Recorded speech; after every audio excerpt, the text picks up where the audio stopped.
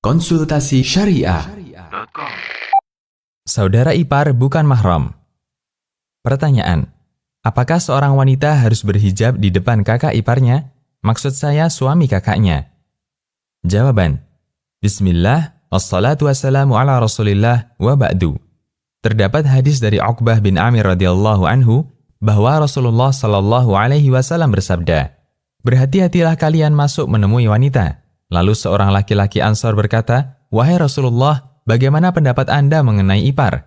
Beliau menjawab, "Hammu atau ipar adalah maut." Hadis riwayat Bukhari dan Muslim. Makna kata al-hammu atau ipar. Makna kata ipar, al-hammu, seperti yang disebutkan dalam hadis adalah kerabat suami, selain ayah atau anaknya. Karena ayah dan anak suami, jika menikah dengan duda, adalah mahram bagi istri. Sementara saudara suami, keponakan suami, paman suami, dan seterusnya, mereka bukan mahram bagi istri. An-Nawawi mengatakan, yang dimaksud al-hammu adalah kerabat suami, selain ayah dan anaknya. Karena ayah dan anaknya suami adalah mahram bagi istri. Boleh berduaan dengannya, dan tidak disebut sumber maut atau kehancuran. Namun yang dimaksud dalam hadis adalah saudara suami, keponakan suami, paman suami, sepupu suami, atau yang lainnya, yang bukan mahram baginya.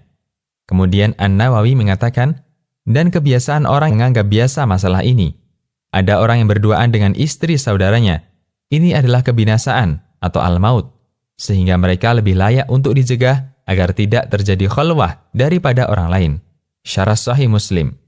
Berdasarkan keterangan An-Nawawi, berduaan dengan saudara ipar lawan jenis lebih layak dilarang, agar orang tidak menganggapnya sebagai hal biasa, sehingga tidak ada yang curiga.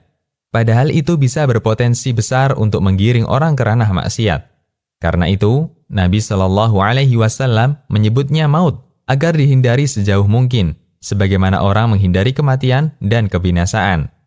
Berdasarkan hadis dan keterangan di atas, para ulama menyimpulkan bahwa ipar bukan mahram.